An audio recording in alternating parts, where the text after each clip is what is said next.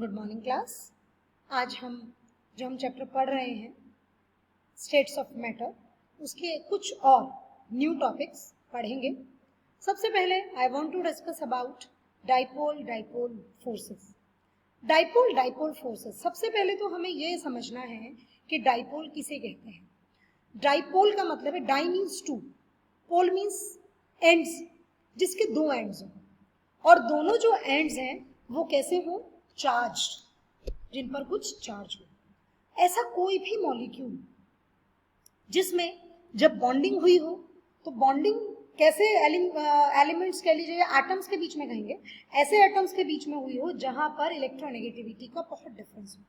तो what happened there, as there is a lot of difference in the electronegativity of the atoms which are attached with each other to form a bond, then the shared pair of electron shifted towards the atom which is more electronegative, and due to shifting of these electrons towards that atom which is more electronegative, then a separation of charges will occur.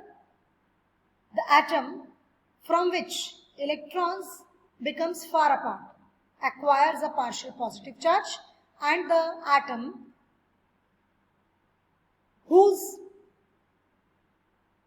where the shared pair of electron reaches, that acquires a partial negative charge. सीधी सी बात है कि the atom which is more electronegative acquires a partial negative charge as electrons is shifted towards itself, near to that, and the atom from which the shared pair of electron moves apart, moves away from that, acquires a partial positive charge. This is known as dipole.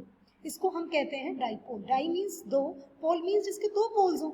तो dipole में charges जो होते हैं उनका magnitude जो होता है that is same, जो उनका मैग्नीट्यूड होता है चार्जेस का वो सेम होता है, और साथ ही साथ आपके वो चार्ज जब तक सेपरेट रहेंगे जब तक कि वो मॉलिक्यूल एग्जिस्ट करेगा। अब देखिए, dipole dipole forces are attractive forces. बिल्कुल अट्रैक्टिव होंगी, क्योंकि जैसे यहाँ पर डिस्टिंग्विश हुआ है, जैसे यहाँ पर डिस्ट्रीब्यूशन हुआ है partial positive and partial negative charges का, ऐसे ही जो बाकी के मॉलिक्यूल्स प्रेजेंट होंगे उस पर्टिकुलर सब्सटेंस में, उस पर्टिकुलर कंपाउंड में, एक सिंगल मॉलिक्यूल से तो कंपाउंड नहीं बनेगा, सो वो उन सब में भी सेपरेशन होगा, और वहां पर होगा क्या, जो अपोजिट चार्जेस हैं वो दूसरे चार्जेस को, पॉजिटिव नेगेटिव को और नेगेटिव पॉजिटिव को अट्रैक्ट करेंगे।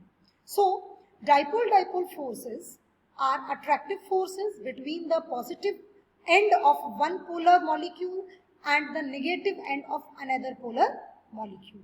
Dipole dipole forces have strength that ranges from 5 kilojoule to 20 kilojoule per mole. They are much weaker than ionic and covalent bond and have a significant effect only when the molecules involved are close together, touching almost each other. So this is about your dipole-dipole interaction or dipole-dipole forces. Next, induced dipole forces. बेटा देखिए, पहला वाला जो part था उसमें natural dipole बना था, क्योंकि हमारे जो एटम्स थे जिनके बीच में बॉन्डिंग बनी वो उनके बीच में इलेक्ट्रोनेगेटिविटी का बहुत डिफरेंस था। इंड्यूस्ड का मतलब होता है फोर्सफुली कह लीजिए, या इंड्यूस का मतलब होता है कि अगर कोई ऐसा मॉलिक्यूल जिसमें चार्जेस का सेपरेशन है किसी न्यूट्रल मॉलिक्यूल के पास आ जाए, तो उसके इन्फ्लुएंस की वजह से न्यूट्रल मॉलिक्यूल में भी चार्जेस का सेपरेशन हो जाता है। आप लोग देख सकते हैं, इस वाले पिक्चर से आपको समझ आ रहा होगा, यहाँ पर ये एनायन है, ये जब इसके क्लोज आया तो यहाँ पर ये नॉर्मल मॉलिक्यूल था, क्या हो गया, इसमें भी पार्टीशन हो गया, जो चार्जेस थे वो सेपरेट हो गए, अगर पॉजिटिव आया तो भी सेपरेशन हो गया। तो दिस इज कॉल्ड इंड्यूस्ड। अब इंड्यूस्ड में भी दो तरह का है, आयन इंड्यूस्ड डाइपोल फोर्सेस और दूसरा है डाइपोल इंड्यूस्ड डाइपोल फोर्सेस। अब देखिए, यहाँ पर तो आयन ने की है, नेगेटिव आयन आया है, तो ये जो आपका मॉलिक्यूल था उसके पॉजिटिव और नेगेटिव चार्जेस सेपरेट हो गए और इस तरीके से आपका डाइपोल बन गया। पॉजिटिव आया तो इस तरीके से बन गया, लेकिन ये तो था जब आपका आयन कांटेक्ट में आया, लेकिन जब आपका डाइपोल कांटेक्ट में आएगा तो भी आपके चार्जेस का सेपरेशन हो जाएगा. So ion-induced dipole forces. An ion-induced dipole attraction is a weak attraction that results when the approach of an ion induces a dipole in an atom or in a non-polar molecule by disturbing the arrangement of electrons in the non-polar species. मतलब non-polar species भी कैसी हो जाएगी? polar हो जाएगी. अगला है dipole-induced dipole forces. वो मैंने आपको समझा दिया है. A dipole-induced dipole attraction is a weak attraction again that results when a polar molecule induces a dipole in an atom or in a non-polar molecule by disturbing the arrangement of electrons in the non-polar species. So I think this is very much clear to all of you. आपको समझ आया होगा. Hydrogen bond. Hydrogen bond मैंने अभी आपके साथ chemical जो bonding chapter discuss किया है उसमें बहुत अच्छे से डिस्कस किया था कि व्हाट इज हाइड्रोजन बॉन्ड, कि whenever hydrogen comes in the contact of fluorine, oxygen and nitrogen, form FON, then hydrogen bond will form. तब हाइड्रोजन बॉन्ड बनेगा.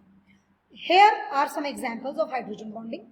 ये आप देख सकते हैं, यहाँ वाटर में हाइड्रोजन बॉन्डिंग हो रही है, यहाँ पर इथेनॉल का मॉलिक्यूल है C2H5OH में बॉन्डिंग हो रही है, and this is ammonia NH3. आप इसी के साथ साथ एग्जाम्पल HF का भी ले सकते हैं, हाइड्रोजन क्लोराइड. इन सब में हाइड्रोजन बॉन्डिंग होगी, बिकॉज मैं आपको पहले भी कह चुकी हूँ. ये चीज याद कर लीजिए, whenever hydrogen comes in the contact of fluorine, oxygen and nitrogen, hydrogen bond will form. Laws of gases. बेटा इस चैप्टर में बेसिकली हम उन्हीं लॉज के बारे में पढ़ेंगे, गैस लॉज के बारे में बेसिकली, जिनसे हम कुछ प्रॉपर्टीज को अंडरस्टैंड कर पाते हैं बेसिकली. क्योंकि गैसेस जो हैं हमारी, उनमें अगर हमें कोई भी चेंज, कोई भी वेरिएशन स्टडी करना है तो वो हम प्रेशर, वॉल्यूम और टेम्परेचर के रिस्पेक्ट में कर सकते हैं, क्योंकि उनका कोई फिक्स्ड वॉल्यूम नहीं, उनका कोई फिक्स्ड मास नहीं, उनका कोई फिक्स्ड शेप नहीं. तो दैट इज वाई हम प्रेशर, वॉल्यूम एंड टेम्परेचर के ही रिलेशनशिप में देखते हैं. One of in these 3 parameters we will keep one as a constant, और बाकी 2 का हम डिफरेंस देखते हैं. एक को तो हमें कांस्टेंट रखना पड़ेगा, क्योंकि हम जब ग्राफ ड्रॉ करते हैं तो that is a 2 dimensional graph. 2 dimensions होती हैं ग्राफ में. तो 3 अगर प्रॉपर्टीज वेरी कर रही हैं तो उसमें से हम किन्हीं भी 2 प्रॉपर्टीज का डिस्ट्रीब्यूशन चेंज देखेंगे और एक को कांस्टेंट रखेंगे. सबसे पहला लॉ आता है हमारा Boyle's law, which was given by Boyle's. Charles Boyle's ने दिया था ये प्रेशर वॉल्यूम रिलेशनशिप, और इस कंडीशन में उन्होंने टेम्परेचर को कांस्टेंट रखा था. टेम्परेचर यहाँ पर कांस्टेंट रहेगा, और इस लॉ के अकॉर्डिंग अगर हम देखें तो बॉयल्स ने कहा था कि at constant temperature the pressure of a fixed amount of Gary's is inversely proportional with its volume. वो उसके वॉल्यूम के इनवर्सली प्रोपोर्शनल होता है. कि आप अगर किसी भी गैस को लेते हैं और आप प्रेशर वॉल्यूम का रिलेशनशिप फाइंड आउट करते हैं, तो volume is inversely proportional, या pressure is inversely proportional to the volume of the gas at that constant temperature. This point is very much clear by this graph also. यहाँ आपने volume लिया है, यहाँ आपने प्रेशर लिया. As you increase the pressure, जैसे जैसे pressure आपका बढ़ रहा है, volume goes on decreasing. Volume की वैल्यू कम होती जा रही है. और या आप इसका उल्टा देख लीजिए, as you are increasing the volume, your pressure goes on decreasing. So P is indirectly proportional to, inversely proportional to 1 upon V. V जब आपके इधर लेफ्ट हैंड साइड में आएगा तो PV is equals to a constant which is known as K. इसको हम K कहेंगे. Charles law, it was given by Charles. Charles ने प्रेशर को कांस्टेंट रखा था, टेम्परेचर एंड वॉल्यूम का रिलेशनशिप देखा था कि whenever we keep pressure as a constant, then volume या कह लीजिए temperature of a fixed gas is directly proportional to the temperature of the gas. Gas के टेम्परेचर पर डायरेक्टली प्रोपोर्शनल होगा. मतलब V is directly proportional to T.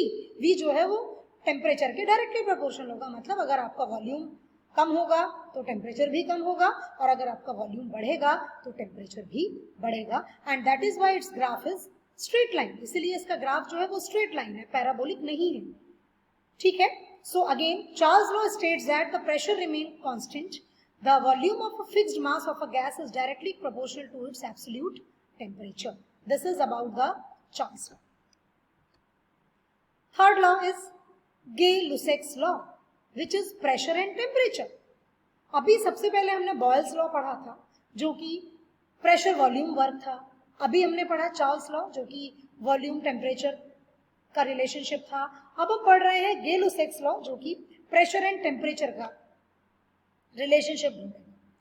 गेल-लुसैक्स state that at constant volume, अगर हमने volume को कांस्टेंट रखा तो pressure जो है वो क्या है, वो डायरेक्टली प्रोपोर्शनल होता है किसके, temperature. Pressure is directly proportional to temperature, means if you increase the pressure temperature increase होगा, if you decrease the pressure temperature decrease होगा। ये मेन बात है, ठीक है।